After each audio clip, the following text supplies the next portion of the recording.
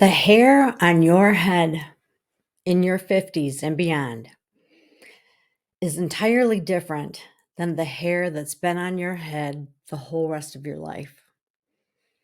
Not very many people talk about this, and not very many products focus on this, but it is a fact. And that's what we're going to talk about today. Don't go anywhere because I'm going to give you some awesome products that are relatively new on the market that address this specific fact. I'm Michelle Fox, and I help mature women understand the changing needs of their skin and the rest of their body and make adjustments to their makeup so they can look and feel their beautiful best at every age. And today we're focusing on hair. I always knew that gray hair had a different texture than other hair, but I didn't really think it through. I didn't think about, so therefore, how does that impact me? And I guess I realized that the older people got, the thinner their hair got. But again, you don't really think about yourself as an old person, do you? So as I'm approaching 40, 50, beyond, and my hair is different than it ever was before, I felt a little panicked, but the fact of the matter is that our hair will change. It will become thinner. It will become more delicate. As it turns gray, the structure, the inside, the filling, so to speak, of each hair is gone, and so the hair becomes basically transparent.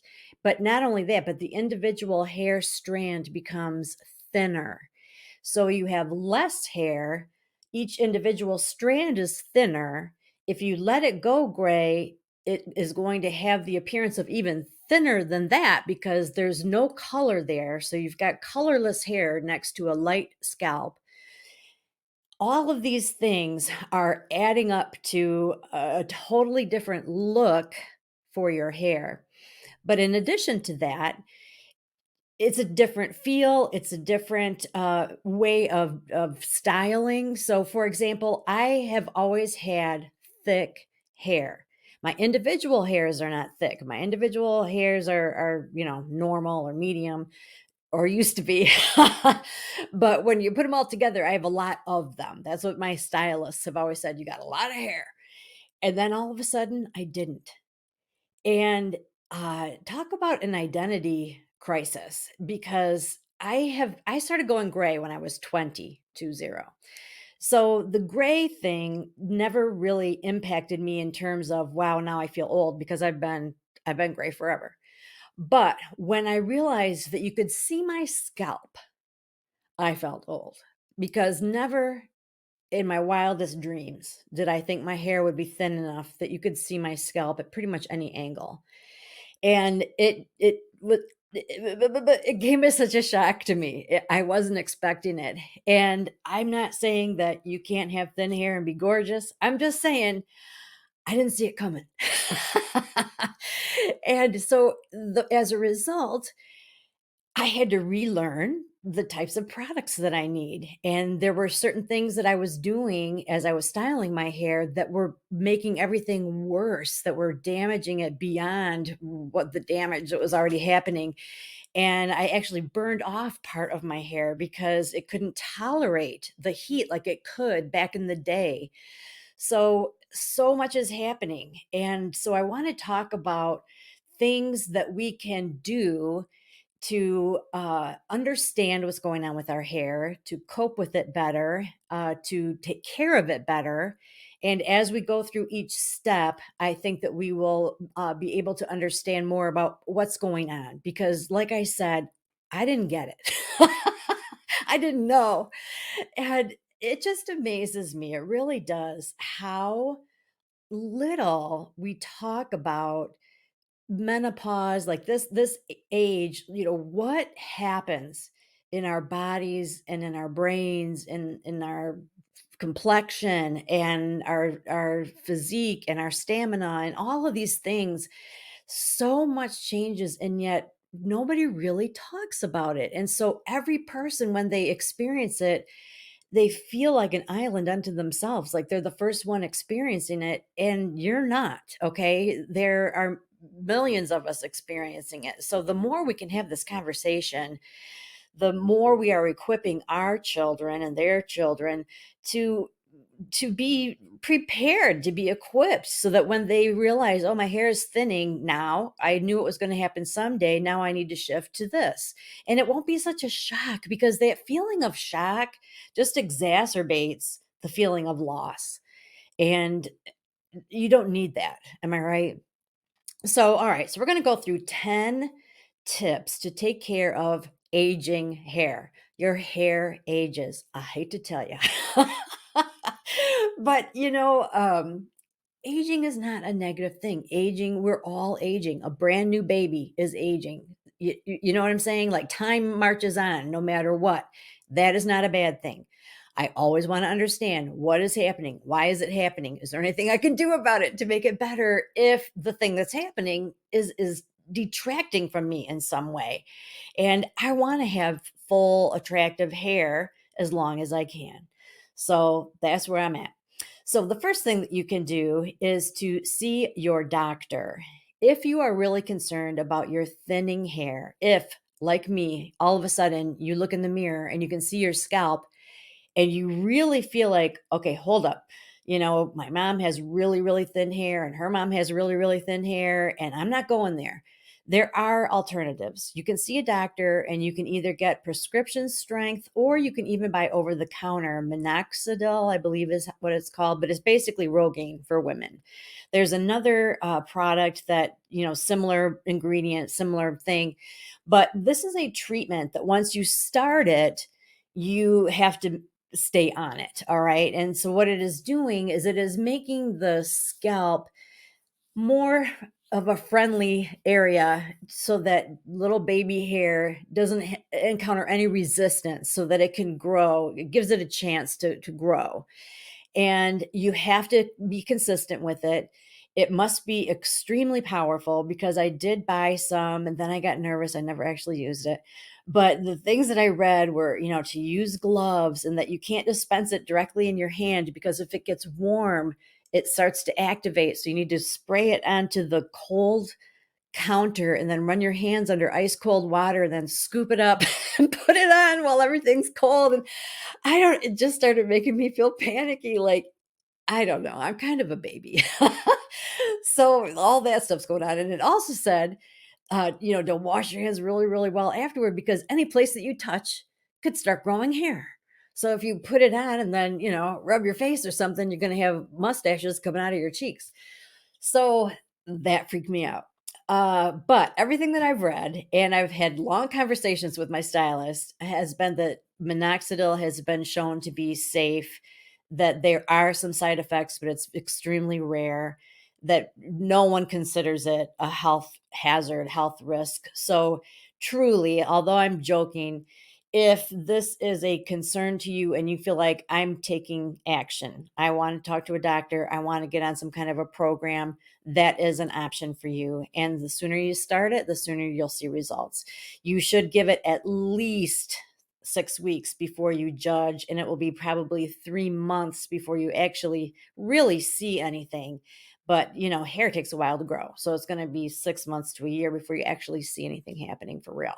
So see a doctor. That's the first thing that you can do to deal with your aging hair. See a doctor, perhaps to get either a prescription for the minoxidil or just to have a conversation about whether that is a safe choice for you. Second one is to get the right cut. No, you don't have to have short hair as you age. You don't. You really don't. But since it does lay differently and it will be thinner and sometimes it can look stringier, there's a different type of layering that might have to happen. Short layers, that's what everybody thinks of is like the real short hair, all short all over old lady haircut. But there are other alternatives. Okay, you can have long layers that give movement and volume and fullness and actually make your hair look like there's more to it than there really is, especially if you use the right products. But you have to make sure that the person doing your hair knows what they're doing, because there's also a way where you can get too many layers in there and then you can't do a thing with it. So you want to look at pictures, make sure that the pictures that you're looking at, that the woman is your age, that she has the same texture as your hair, so that you're being realistic. Have a conversation with your stylist. But if you feel like you're not getting any lift, or if your hair just seems very limp and blah, and it's all one length, you probably need to do something different. Get some layers in there, or at least get a trim. You want to keep it healthy. So the third one is to check your diet. More than ever, it is important that you are getting enough protein and iron to keep your hair healthy. And if those are deficient, that is going to show up in your hair, skin, and nails. You can take blood tests to determine this. Talk to your doctor about this as well. If you're vitamin D deficient, you might notice some problems with your hair, skin, and nails as well. So you want to make sure that you are eating a well balanced diet. That's going to mean something different to everyone. But if you need supplements in order to meet your requirements for your protein and iron, then please do whatever you need to do to make sure that you get what you need. The fourth way of taking care of mature hair is to start using products that are actually moisturizing products. Sometimes they will even be specifically for curly hair. So, for example, if you really like to use a mousse, if you use a mousse for curly hair, that is normally going to have moisture in it, because as the moisture stays in curly hair, it helps their hair stay curly. And as our hair gets older, it does tend to get more dry and brittle, and it needs that moisture put back in, just like the rest of our just like the rest of us, our body, face, everything is getting drier. Oh, help us, Lord. Our hair is as well.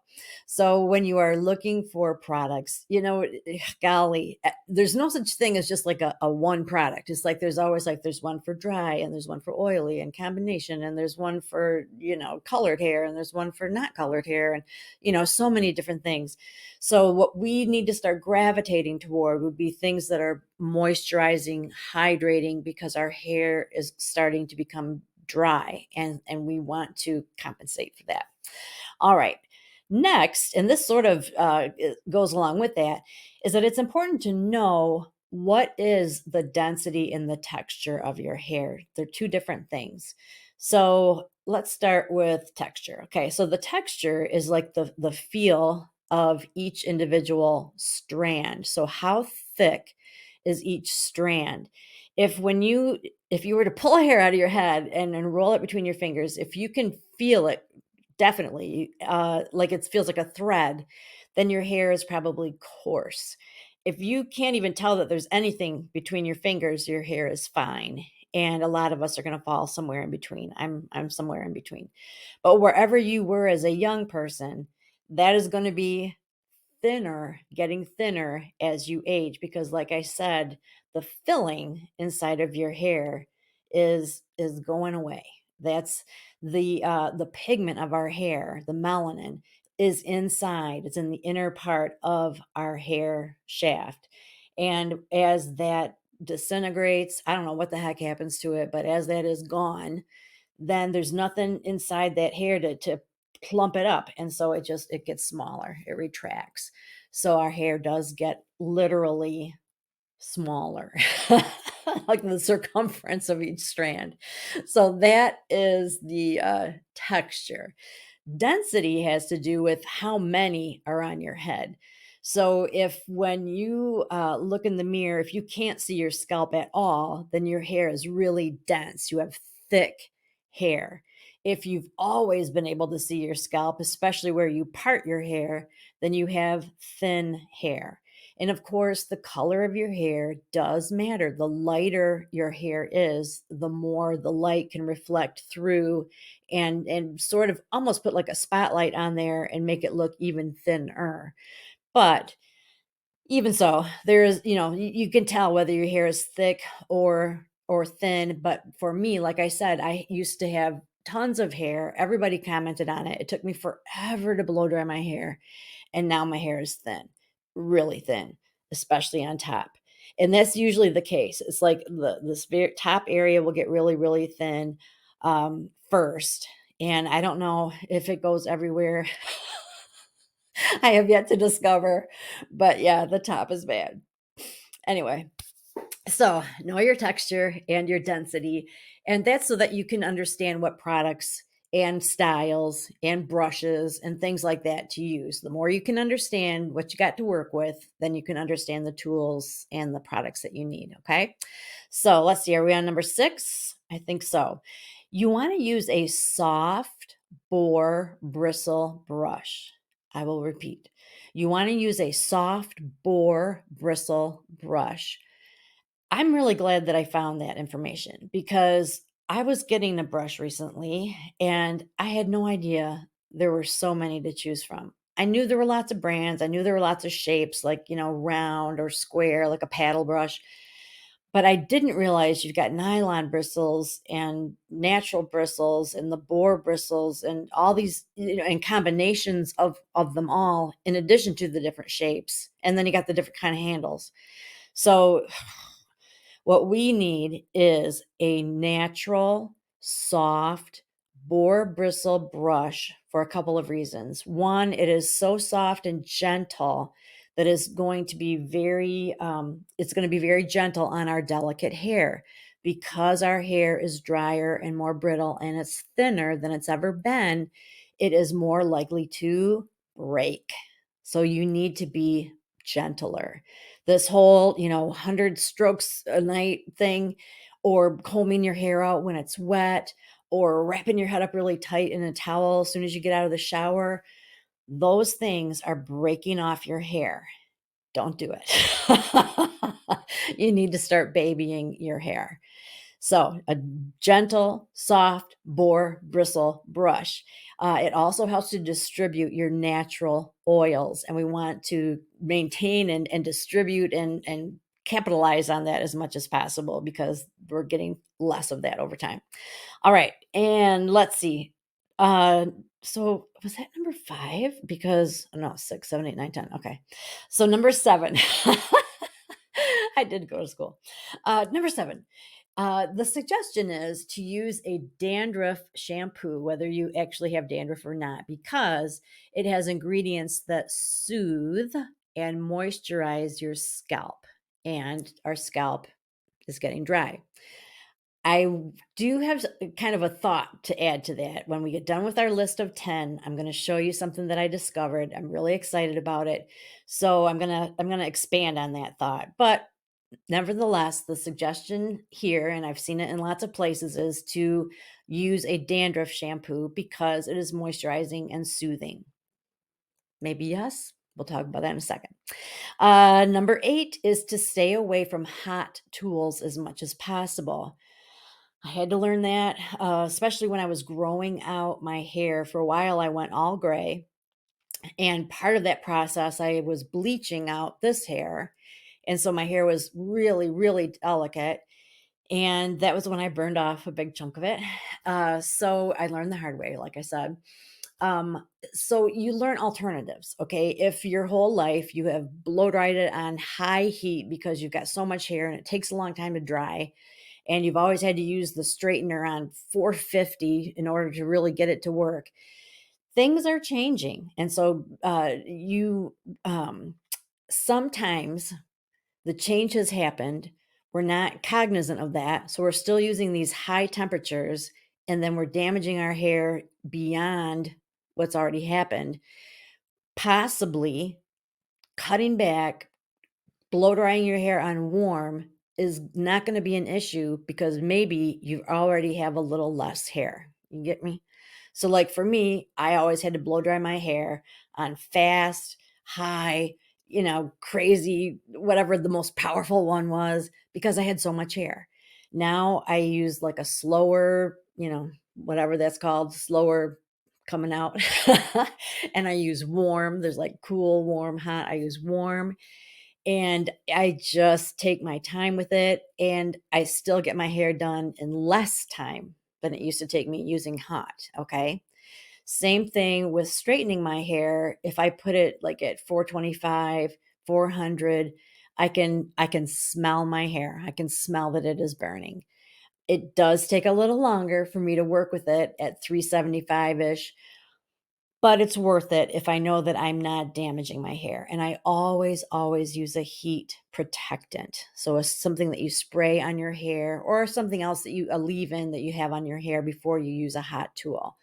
But if there is a way that you can get around it, I never used to take showers at night. It was always in the morning. I did my hair in the morning, but frequently I will take a shower at night, let my hair air dry, and just avoid all of it. Then I'm not blow drying. I'm not using a straightener or anything like that.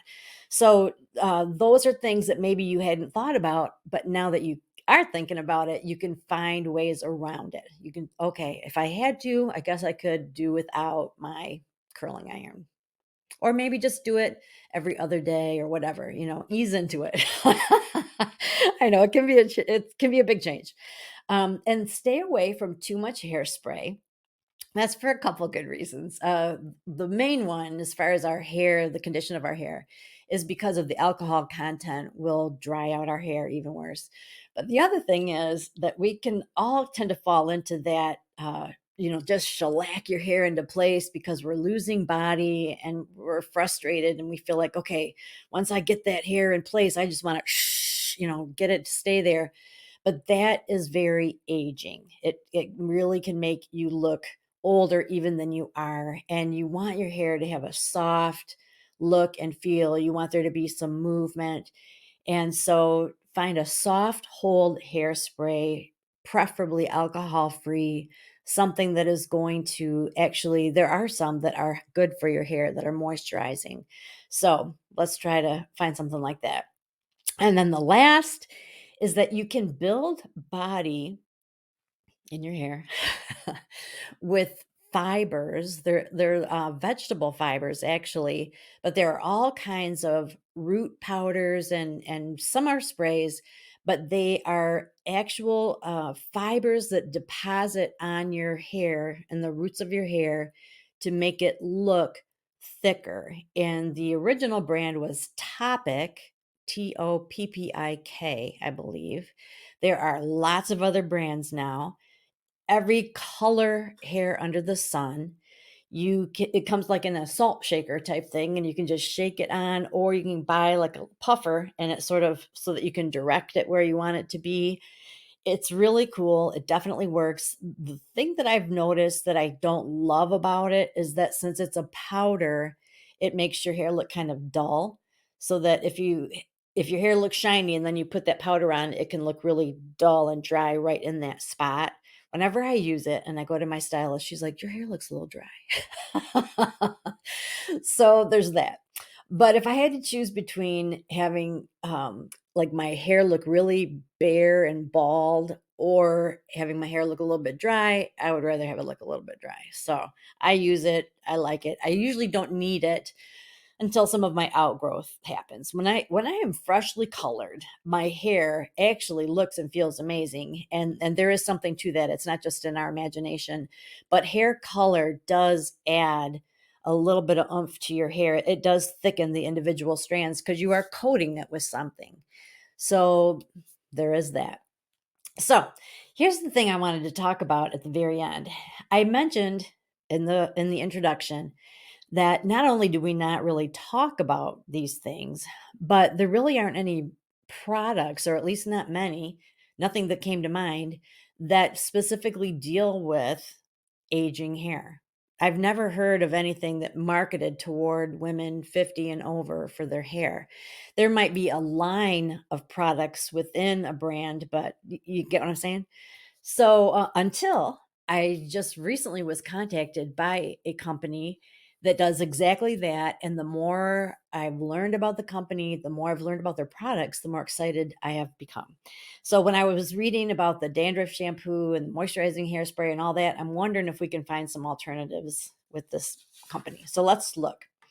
Let's see. We'll put that on the screen. Okay. So it is called Better, Not Younger. And I love this website. It's really, really a nice website. What I really love most is that, let me get my clicker over there so you can see. Well, maybe you won't be able to. Hold on. Oh, darn it. I must have something set up different so you can't see my clicker. Okay, so what I really love is that it has a hair quiz that you can take, and that helps you figure out what products are right for you because as our hair is changing, it does make that kind of difficult to figure out. I love their story. I think that their vision is to help women cope and manage and overcome the complications of mature aging hair. But I just really, really love the product options. So, hair and scalp duo. So, this looks like something moisturizing. So, instead of your head and shoulders or something, they've got something specific for this. Lift Me Up hair thickener. This is not a treatment, it's a styling product. I do have this. I really like it. Another thing I like about these products is that they're all natural. Wake Up Call shampoo and conditioner. They're volumizing. Then they've got entire sets of the different shampoos and whatnot. Superpower Advanced Hair and Scalp Duo. There's something to be said too for scalp massage. So that's kind of a little just kind of jumped in my head for a second. Hair Redemption Restorative Butter Mask. Oh, I probably need that. That must be like really moisturizing. Here we go. High hold, thickening hairspray. Okay, this has to happen. I'm buying this next. Heat protection taming spray, etc., etc. But I thought, yay, just right around the time where I was thinking, why isn't there a brand that caters to me? But here they are. So again, it is called Better Not Younger, and I am just super excited about it. I've only tried the one product so far, but I am definitely going to continue using it. So I'll let you know. Every time I try something, I'll come back and report back. But I did like the hair thickening stuff. So that one is called Lift Me Up hair thickener, and I liked that a lot. So hopefully you learned a little something. If you have some trick of the trade, if you have some product that you use, or even some tip, some hack, I guess is the word I'm looking for, let us know because it's so helpful to hear what other people do. And sometimes you can hear something like that and you think, why didn't I think of that? It's so simple and yet it's perfect. It's going to help me so much. So share with us what you do to combat the change that's happening in our hair. It's getting thinner, it's getting more delicate, it's more breakable. What do we do? So what are you doing? And if you learned something new, I would love to hear what you learned. And if you try a new product, I'd love to hear what you tried and what it did for you.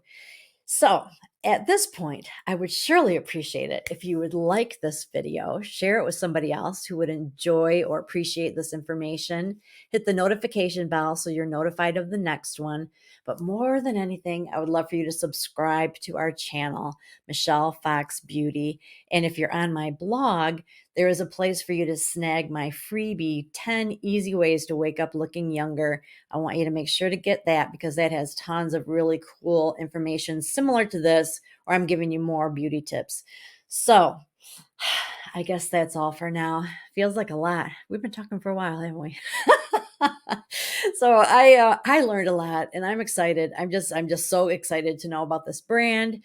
And so I guess that's that. So thanks for watching, and I will see you next week with another exciting topic about life beyond 40. All right. Life is great. It really is. It's just, our hair got a little older. And that's okay too, right? All right. Thanks so much. And I'll see you next week.